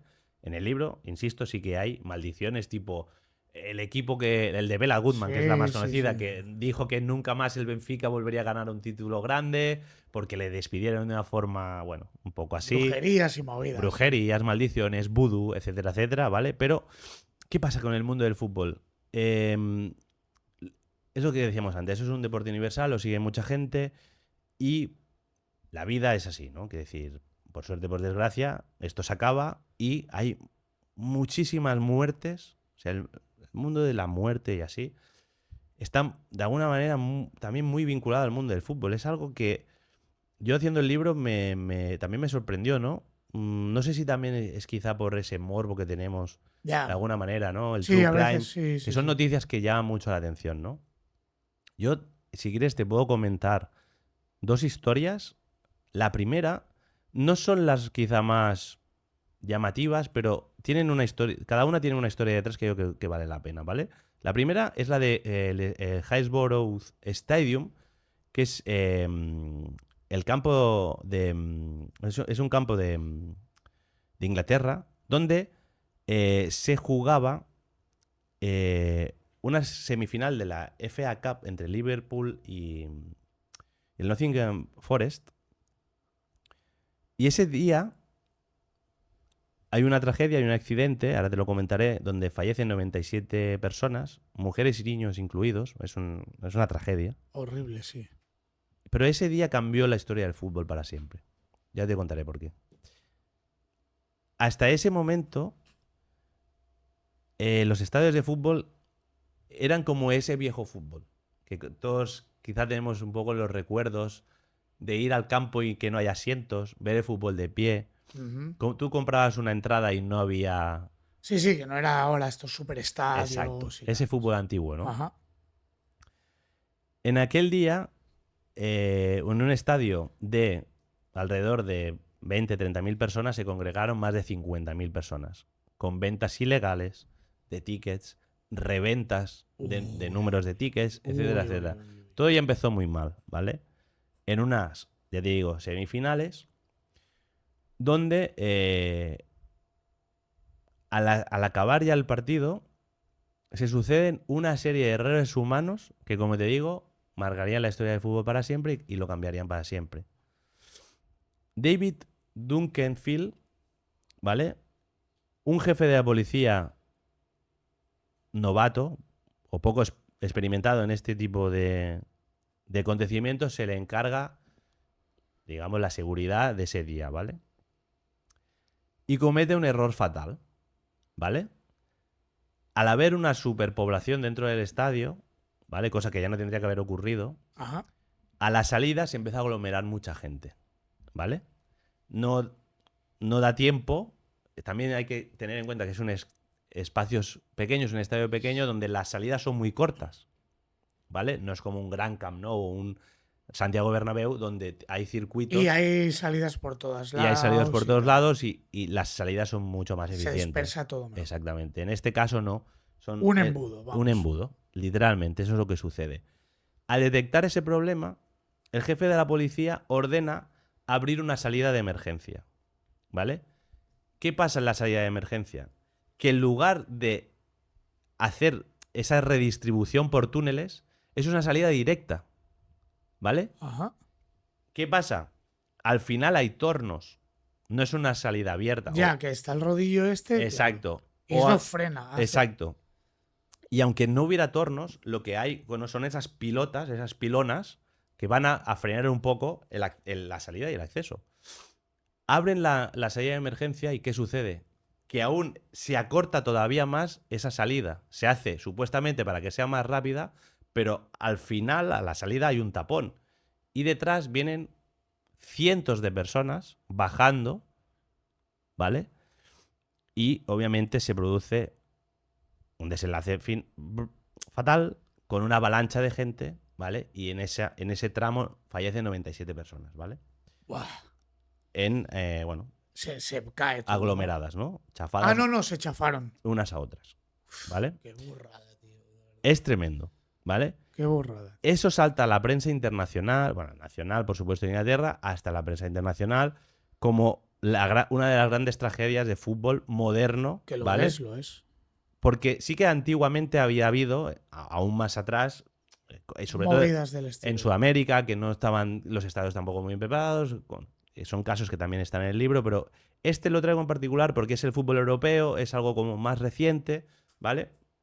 Pero, ya te digo, salta en la prensa internacional, es una gran tragedia y, como te decía antes, a partir de este momento, la Federación FIFA, UEFA y la Federación Inglesa crean la normativa de estadios, que no existía hasta este momento.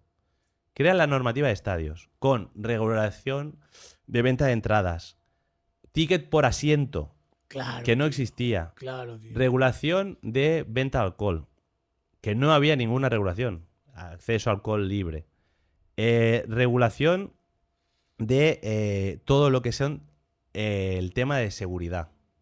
Obligatorio la seguridad en cada estadio. Claro. ¿Vale? Una empresa de seguridad, aquí en España está Prosegur o quien fuera. Quien fuera. Claro. Obligatorio.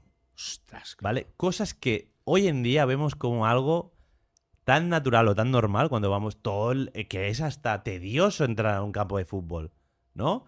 Que tienes que ir media hora antes. Y venga. Y venga colas, y colas, venga sí, control, y venga no sé qué, ¿no? Sí. Pero que antiguamente... Bueno, yo cuando iba con mi abuelo ahí al Camp Nou, el Camp Nou estaba bastante bien parido. Sí. Quiero decir, al entrar, no, tú llegas a esta puerta, tal, y nunca, porque lo recuerdo bien porque mi abuelo caminaba muy poco a poco, y claro, digo, y siempre fue bastante cómodo. Quiero decir, estaba bien organizado, pero claro, estamos hablando de hace poco. Exacto, claro. Entonces, es precisamente lo que estás diciendo, es lo que se instauró después de este día. Claro, wow, tío. Qué bueno. Es que es increíble, de verdad. O sea, que tenga que haber una tragedia mortal, tío, con esto. Es muy triste, es muy triste. Y este caso tiene muchas más aristas porque se intentó buscar culpables, ¿no? Precisamente este oficial de policía, David Duncanfield, tiró balones fuera, como que él no tenía responsabilidades fuera, etcétera, etcétera. Al final sí fue a la cárcel, creo, fue juzgado. Te digo, es un caso muy... El problema es que no pasa nada hasta que pasa. Exactamente. Y eso es lo que le pasó a este tío. Exactamente. Al final, él tampoco quería matar a nadie. No, obviamente. Pero su trabajo no lo hizo. No lo calculó bien. No lo calculó bien y hubo una gran tragedia, etcétera, etcétera. Y además fue muy feo porque la prensa, cierta prensa, como que quiso vincular esa tragedia a los propios aficionados, ¿vale? Echándole la culpa de que habían sido irresponsables, de que no habían sido. ¿Vale? Entonces, te digo, el caso en sí, que la gente lo mire porque es tremendo, es tremendo. Y luego hay otro caso que probablemente te sonará más, que es el de Chapecoense, el equipo brasileño, que tuvo un accidente de avión. ¿Qué pasó? Eso fue en 2016, el 28 de noviembre. Este caso... No sabía. Sí. Es súper reciente. Súper reciente. Además, este caso... Yo recuerdo de un equipo italiano. ¿O me suena? O sea, no sé. Puede ser, pero ya te digo, Chapecoense también es un caso muy triste, ¿vale? Sí, me suena, sí. Ahora, cuando vayamos hablando, ya verás cómo te irá sonando. Chapecoense, un equipo humilde que en 2-3 años pasa de estar creo que es en tercera categoría de Brasil, a estar en primera, y logra llegar hasta la final de la Copa Americana, ¿vale? Que es como la UEFA. Sí. ¿Vale? La UEFA de aquí, ¿no? Es esa segunda categoría de la competición europea. Sí. Exactamente. Está la Copa Libertadores, pues ahí la Copa Americana, ¿no? Consiguen llegar a la final, ¿vale? Tienen que disputar el partido en Colombia. Es un equipo humilde, muy humilde, prácticamente sin presupuesto, ¿vale? Y esa llegada a la final y todas las fases les conlleva un desgaste económico brutal, ¿vale? Para ahorrar costes, contratan, pues, siempre algo un poquito más barato, ¿no? Lo típico. ¿Qué puedes hacer? Claro. No hay otra.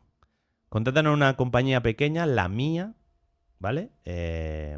Una compañía sudamericana de vuelos, y les propone hacer un vuelo de Brasil a Bolivia, ¿vale? Y un vuelo de Bolivia a Colombia. El primer vuelo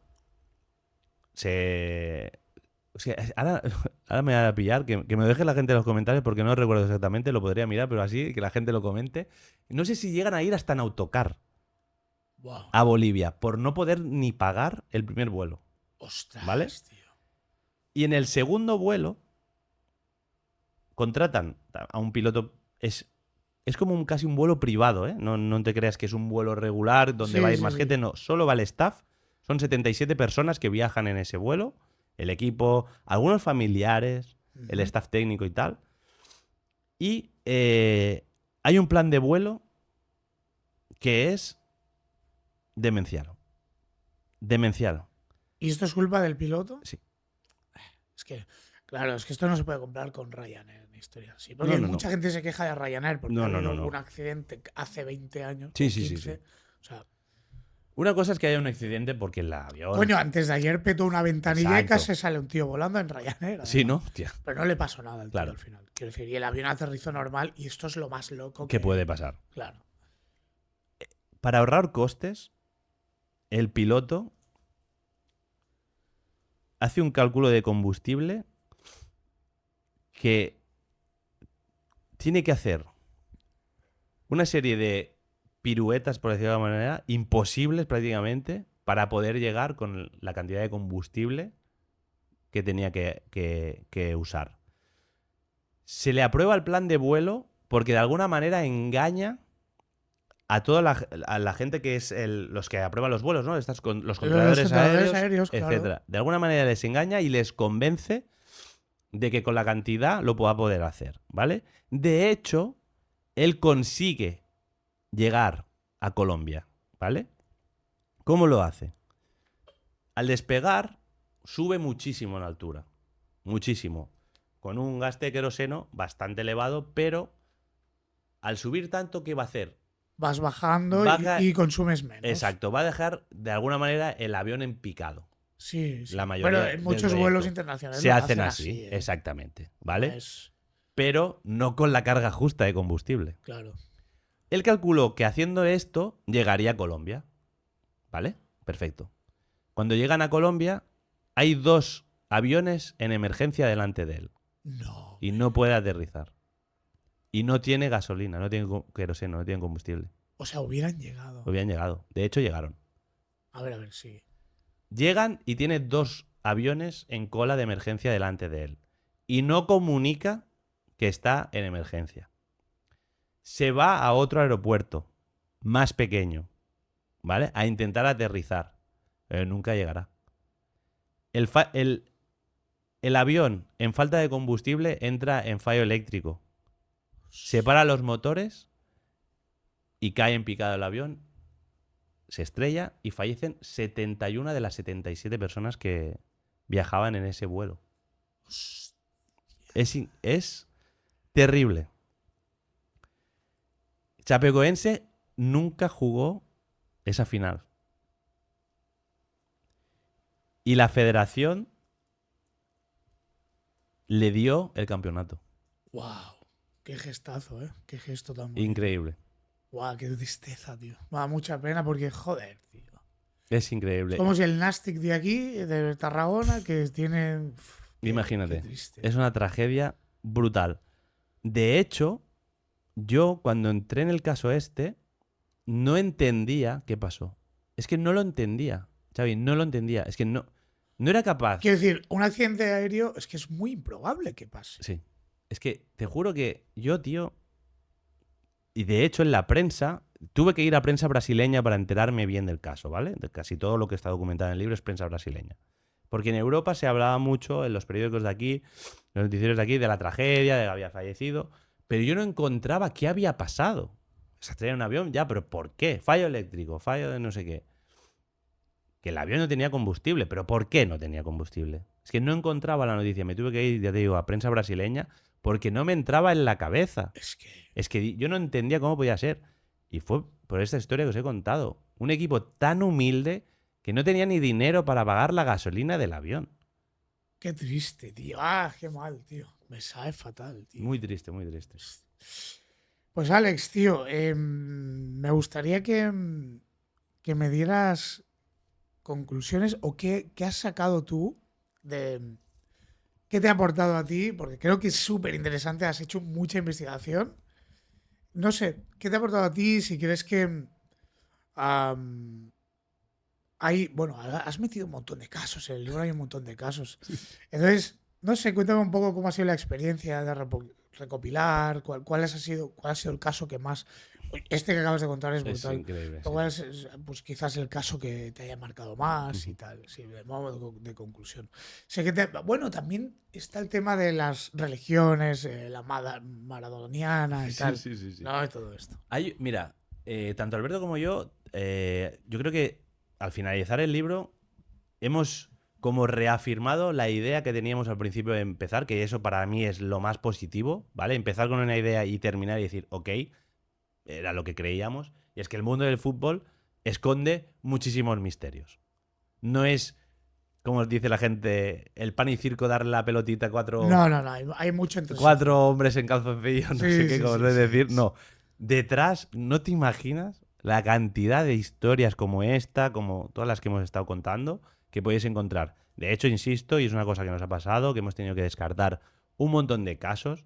Si hay una segunda edición, estamos planteándonos ampliarlo, el libro, porque es que además Es que yo creo que os dará, ¿eh? Y de hecho, tío, fíjate que en podcast que estamos haciendo, entrevistas que nos va haciendo la gente, nos llega feedback y nos llega, oye, ¿y no habéis hablado del caso de no sé qué? Y Imagínate, y no está en el libro. Y claro. no está en el libro. Wow, y un montón de historias que alucinarías. Eso es lo primero que te puedo decir como conclusión de nuestra particular, de decir, ok, aquí hay un tema, hay cositas de misterio, y a la vez nos agrada, ¿no? Y nos da esa satisfacción de haber podido unificar dos mundos que a priori nada que ver. Claro. Y a la vez poder traer a la gente del fútbol al misterio y a la gente del misterio, pues a ese mundo más futbolero que quizá, pues, a mí el fútbol. El otro día me dice igual, ¿no? Una amiga que tenemos en común, Lourdes Luchoro, amiga, me dice, ¿qué haces haciendo un directo que hay fútbol? Y digo, a mí qué me importa el fútbol, tío. Sí, voy a hablar de marcianos, ¿sabes? Exactamente. Es un poco eso, ¿no? A la gente del misterio traerle el fútbol. Claro. Y a los del fútbol traerle un poco el misterio. Pues me ha encantado porque, tío, joder, me ha encantado traer el fútbol, que yo, pues algo que hace tiempo que no sigo, porque ya no me interesa tanto, y rellenarlo aquí con el misterio. Muy guapo, tío. Es muy chulo. No es porque lo haya hecho yo, pero yo creo que a la gente realmente está muy guay. le va a gustar.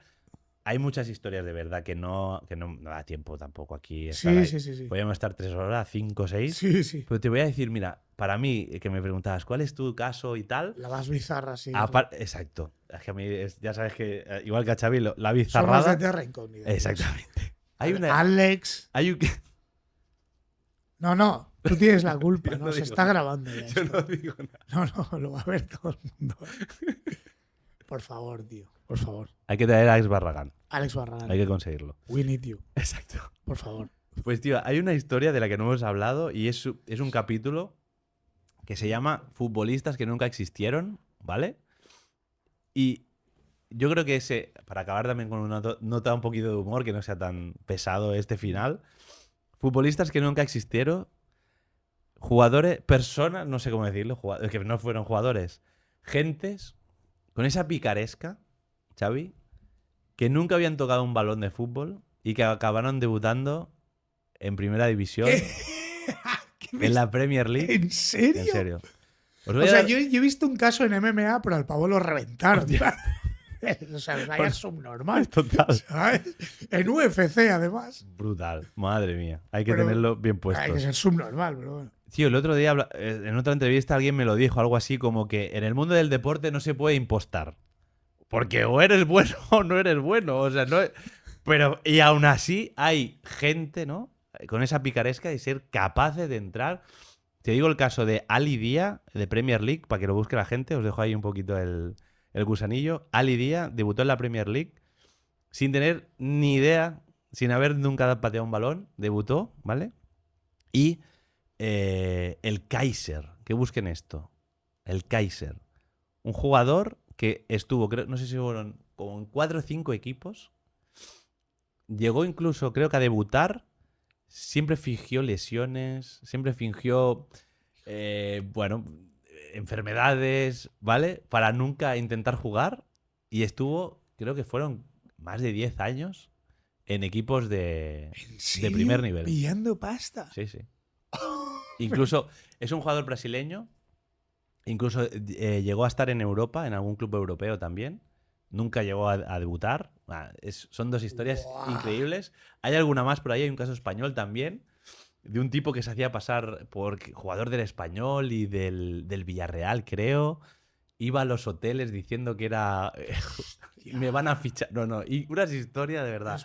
Que estas que las busque la gente pues son muy, muy buenas. O que se hagan con el libro, que también ahí están estará. aquí. Pues Alex, por favor, recuérdanos dónde pueden encontrar el libro. El enlace estará en la caja de la descripción. Muy fácil. Tus redes sociales y dónde pueden encontrar. El libro en Amazon, que lo busquen. ¿Directo a Amazon? Directo a Amazon, Misterios y Enigmas de Fútbol. o en la web de Guante Blanco, también en la web de la editorial. Y si no, da igual, porque como es distribuidora nacional, la editorial tiene distribución nacional, en cualquier librería, ¿Ah, sí? Casa el Libro, FNAC Qué o bueno. la librería de tu barrio, Qué guapo. la puedes pedir, que te llega también, o sea, no hace falta grandes comerciales, Ostras, tal. Qué guay. Y nada, mis redes lo dicho, Kowalski, la gente que me busque por ahí. Ahí estás. Y estoy en todas las redes, o sea que muy fácil encontrar. Pues Alex el Kowalski, tío, muchísimas gracias. Me ha encantado el episodio de hoy, unos temazos. Y amigos, amigas, pues oye, la semana que viene, más y mejor, ¿o no? Adiós. Adiós, amigo. Chao, chao, chao.